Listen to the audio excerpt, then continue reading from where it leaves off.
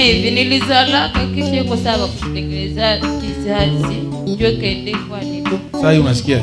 Omwevi. Kama Yesu sana. Yesu asifiwe. Kitu hapa. Tena.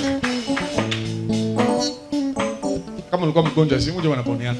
Basi tutachoka kanisa nilikuwa mgonjwa papa maana bongo. Zambe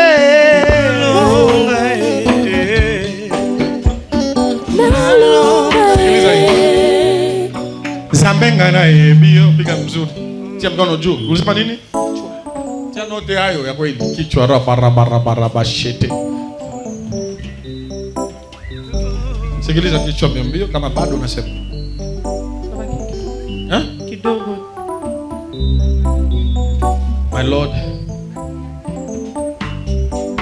Sikiliza kichwa. Moyo. Kichwa inapona kwa? Moyo sasa. My Lord, do it, Father.